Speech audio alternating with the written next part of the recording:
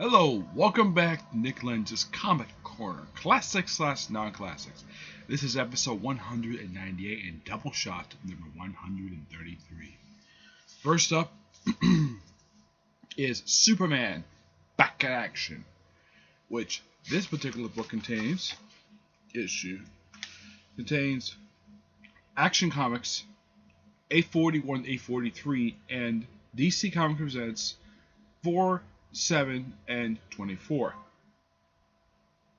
And of course the writing in this book is done by Kurt Busiek and Fabian Nicieza with artwork by Pete Woods.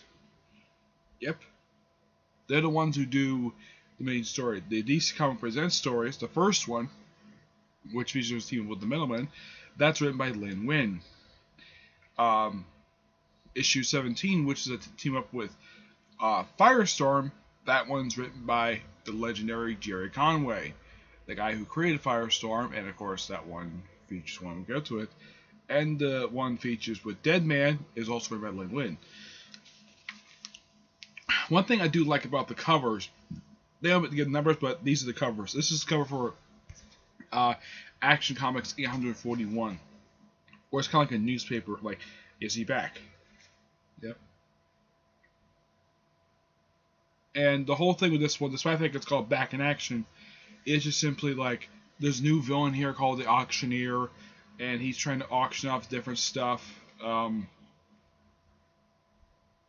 across the planet, and Superman teams up with the various superheroes to stop him. He teams up with people like the Teen Titans, who Cyborg's in the roster at that point, Firestorm, Mr. Terrific, a bunch of scores for our characters. The three-parter is actually pretty decent. It's a pretty nice story. I have nothing against Kurt Busiek's writing, or Fabian Nicieza writing for that matter. The artwork is great. Let me give you an example of the artwork. Here you go. This is the arc we can expect. It's a very good three-parter. I gotta credit for credit is due. Oh yeah, Livewire also shows up in this three-parter as well, making her first appearance in this book since the Strange Directions storyline. But it ends really nicely, and of course it's a nice character piece for Superman and Lois to get some characters on something basically the current continuity cannot do. Okay, now the Metalman story is simply where it's just a story where Superman, DC Comics Presents at that particular point, and that series was a Superman team-up title, where every issue Superman teams with the various persons. Kind of the same thing Marvel team-up, or Spider-Man teams with the various person of the Marvel Universe. Brave and the Bold does the same thing. Excuse me. Where Batman teams with some various character from the DC Universe. This one, Superman teams up with the Metal Men to take on possibly their only known enemy, one of like 2 or 3 enemies they've actually had, and it's Chemical. This is what Chemical looked like in the 80s. Yes, that's what Chemical looked like. I believe this was released. This issue was released in 1979. That's when we're looking back in the 70s, basically very early on. It's a nice little it's a very nice team up issue. Great artwork by the way, all the artwork in the DC Comics Presents, they're in this particular book, is done by Jose Luis Garcia Lopez. Here's an example of the guy's artwork. Chemicals doing some rampage at a beach, Middleman coming, Superman teams up with them. It's a great story. And plus, it's just really awesome. Not much to tell about this one. Basically, Chemical stuck in some guy by this guy here. If I can show him. Yeah, this guy right here, the guy with the purple suit and the glasses. Yeah, he's the one who stuck Chemical on this town. But Superman and the Middleman do defeat him. And apparently Titanium is attracted to not only Dr. Magnus, but also apparently she's attracted to Superman. This is before this is like a decade. It's like over 20 years before. About 25 years, I would say, probably close to 30 years before Superman and Lois Lane got married. Now, the second team-up story where Superman teams up with Firestorm. This is, of course, the original Firestorm. The one in the actual story is Jason Rush and a female senator. This one is the original Firestorm, which is Ronnie Raymond and Professor Martin Stein. And they're teaming up to take on the original Killer Frost. This is the original Killer Frost, who, by the way, is dead. She died on the second volume, early on the second volume of Firestorm Volume 2. But this is actually Firestorm's first appearance, one of his very few appearances between Volumes 1 and 2. Yes. Now, this particular story is, like another one, really good. Let's see. I'm trying to figure out what exactly this Killer Frost real name is. Let me look it up here. The original Killer Frost.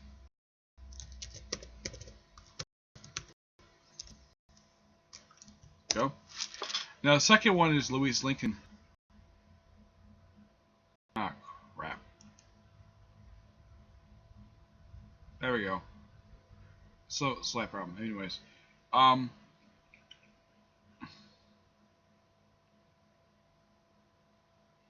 her real name is Crystal Frost. Yes, that is her real name, Crystal Frost. Yeah, it's Crystal Frost. She's the original she's the original Killer Frost. The one that currently appears now in the comics and the one that appears in the TV show, that's Caitlin Snow, and that's a Sterling Gates creation. This lovely lady was created by Jerry Conway, who is known for creating not only Firestorm, but a good chunk of his Rogues Gallery. Just like how he created about 2% of Spider-Man's Rogues Gallery, he created, Firestorm is his most noteworthy creation he's done at DC Comics, but his other most noteworthy creation is when he created the frickin' Punisher. Yes, the Punisher. This story basically is trying to they're trying to, let's say, cure Firestorm overpower, Killer Frost overpowers. It goes horribly wrong, and she ends up attacking everybody. And she sort of brainwashes Superman to be her slave. So it's up to Firestorm to stop Superman from doing what the Killer Frost is doing, and he does free him from her control, and then later on they team up to defeat Killer Frost. And of course, some of this continues in the Firestorm title.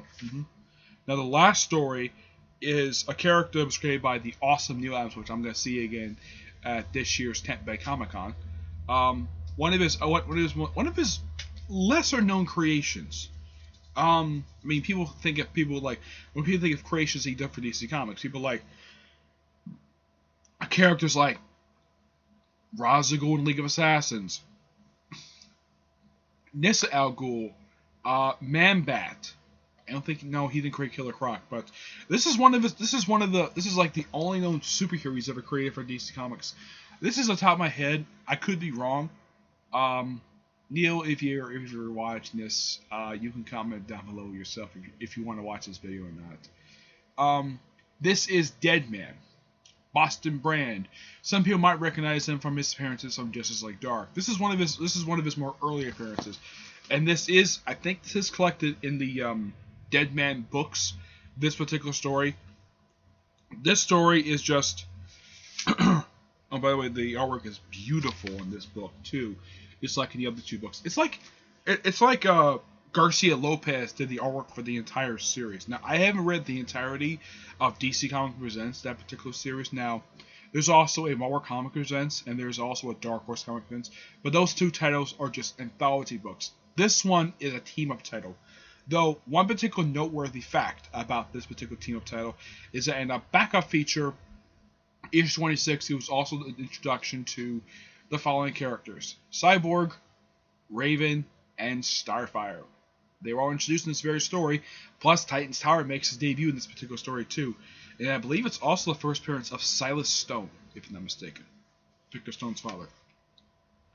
Yes, Deadman. Deadman is a guy no one can see. Not at all. That's the unique thing about his character, is that.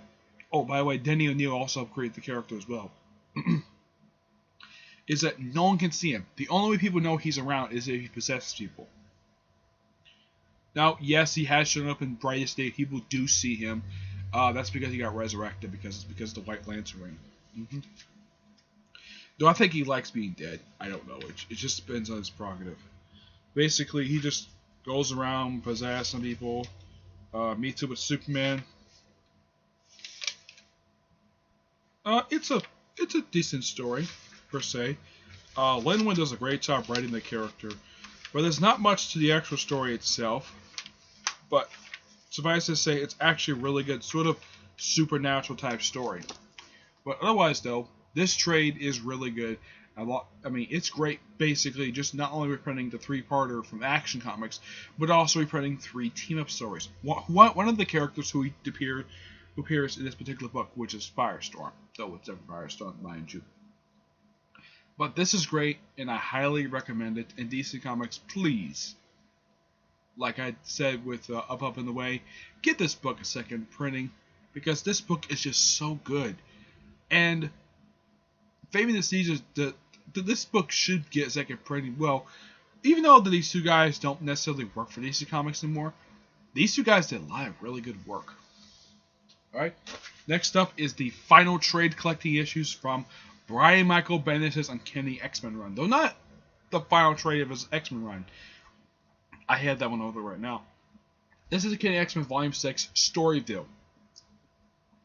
This one contains issues 32-35 of Uncanny X-Men Volume 3 and Uncanny X-Men number 600.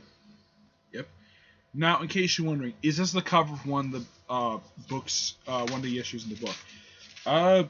The answer is yes. It's the first cover, which this particular story, issue 32, picks up right where Access leaves off, where this is in present day. The flashback picks up right where the previous issue leaves off. I mean, this is nothing unusual for Marvel to do, where the present day, the flashback is just the conclusion to what was going on in something previously. They did this with Champions. When the series ended, they decided to have the group disband in a flashback in a 2-parter from Peter Parker. This particular Spider-Man issues, I think it was issues 19 and 20. This is nothing unusual for Marvel to do, but it's a nice and genius idea. Basically, the school is sort of disbanded. The students are basically sent on the merry way.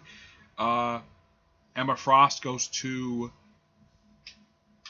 back to the Hellfire Club, becomes White Queen again. While Magic and Kitty and Magic go off to the next station to do the little adventure. The students have their own little adventure too. I mean, it's basically a nice. I mean, it's the whole point of issue 32 is that it's a great character piece for the Summers brothers after everything they've been through in the past few years in the publication. No, in 3 months possibly. But it's a great story. Issue 33 is just a team-up story. It's just a Kitty Pryde and Magic story, where they meet a new kid named Boo, who they meet on and Kitty thinks they're on they're in the Savage Land, but they're not in the Savage Land. No, they're on Monster Island. Something else from page of Fantastic Four. It's a nice, very well done standalone story. Now, the reason why, there's a few reasons why Ileana takes Kitty with her. One, because, well, Kitty once dated her brother. That's one reason. Another reason, she has a lot of respect for Kitty, and Kitty is like one of her best friends. And because she attacked the mutants. And apparently, Magneto gave her a portable Cerebro, which can detect mutants. And they do find a mutant. And her name is Boo. I think her name is Boo. Yeah. Kind of like Boo from Monsters, Inc. Yeah, it's this cute little kid who they meet this little monsters. And she automatically becomes Storm's favorite student when she tells Storm she's so beautiful. I thought that was so cute. The fact that they actually did that. Though the character herself, I wouldn't mind the character appeared now and again, but hasn't appeared since then. Now, issue 34 is an awesome issue. Now, this issue is sort of a loose end they needed to tie up from what happened during the what's been happening during Bendis' run, where you see Mystique had been posing as Dazzler, and Dazzler wanted to go after Mystique, and so she wanted all the records erased related to the Xavier incident. Now she can get rid of the one for the students, but not for the teachers. But she goes with the students, and she captures Mystique, and she gets her status restored as a. Apparently, she gets her career back, even though her career has been in slumps for years, and she gets restored as a S.H.I.E.L.D. agent, and the kids can do whatever they want. Now, issue 35 is the last one of these little standalone-ish issues. They're sort of loosely connected issues in a way. It's just the students trying to become heroes. They do an okay job at it, but somehow their reputation goes down the tube a bit. Then they decide, oh, can we join you guys? Because we have no school of our own, so can we join you guys? And I was like, okay, come on in. Okay, that kind of wraps up that. But then comes the issue now, interesting little fact, all these issues were in fact receiving delays. I am not kidding. I mean, every single issue in this book that appears in this very trade was going under delays. I am not kidding about this. Anybody who was reading Uncanny X-Men at the time knows about these stupid delays. The worst was Uncanny X-Men 600. This book had been delayed for months, and it finally came out into this past November.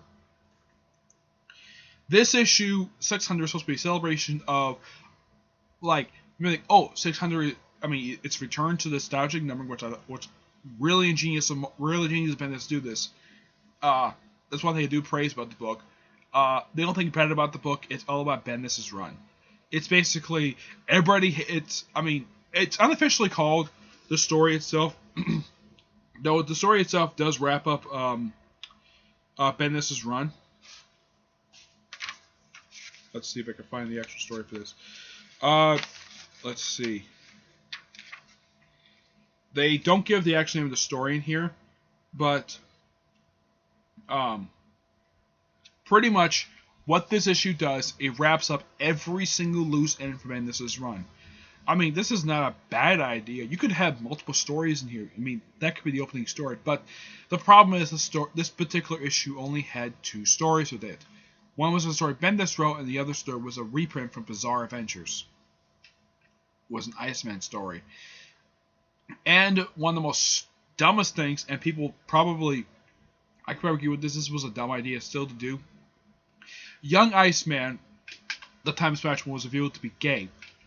So they outed the present day Iceman as gay as well. I'm like, why? I mean, I agree with a lot of people. The whole reason of turning Iceman gay was for shock value. That was it. There was nothing to hint that Bobby Drake was in fact gay.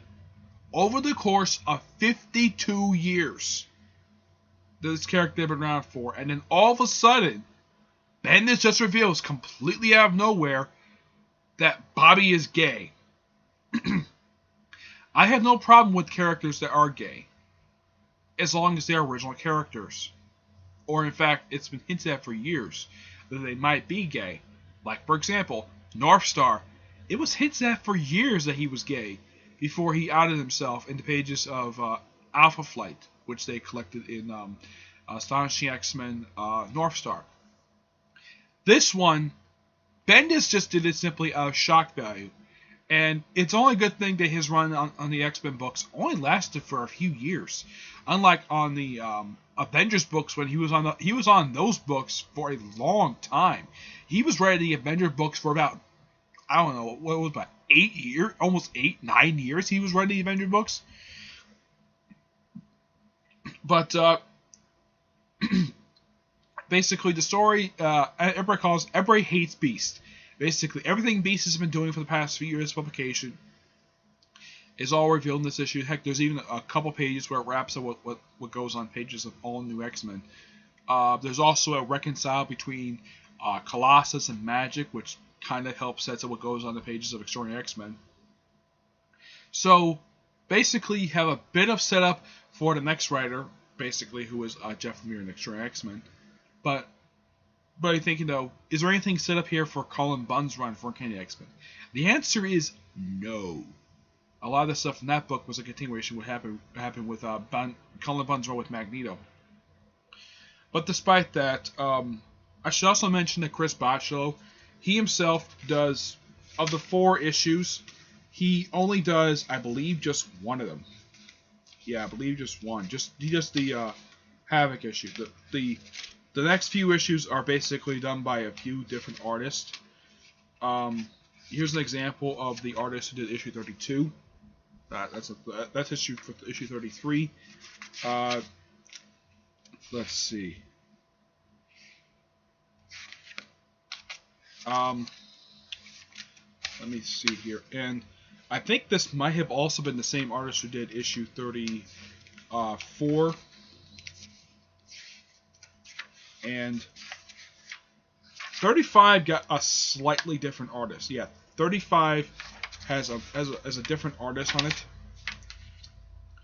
You can tell by looking at it. This is different artwork from the artist who did the previous couple issues, but the last issue was done by pretty much almost every single X-Men artist. Now, there are many different artists in this book besides Bachalo himself.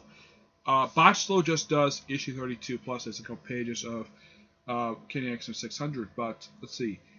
Chris Akita does issue 30 through 34, and 35 is done by Valerio Saccardi, I think is that, if you pronounce the person's name. 600 is done by Sarah Bocelli, who does the Spider-Man book now. Muhammad Ashur, Stuart Inman. I don't remember what book he's doing now. Chris Akina, Chris Bachalo, Dave Marquez, who does the Invincible Iron Man, and Fraser Irving. Now, with the exception of the Chris Bachalo artwork, every single artist is consistent. I mean, it flows really naturally in 600. I mean, that's one of the positives you can see of 600. It has some really good artwork. It's just that the problem is, I was expecting... Now, I'm sure, like, I myself, with pretty much everybody who was expecting this issue, was expecting an oversized issue because the 600 issue of the series. But the problem was, it was a regular size issue. So, we've been waiting months for this issue to come out, and they gave us an issue that just wraps up Bendis' run. That is it. You could have just, I don't know, you could have brought back the previous writers. I mean, this is the 600 issue of the series. You could have brought back writers like Ed Brubaker. You could have brought back Matt Fraction, Kara Gillian. Stan Lee could have done a story. Chris Claremont.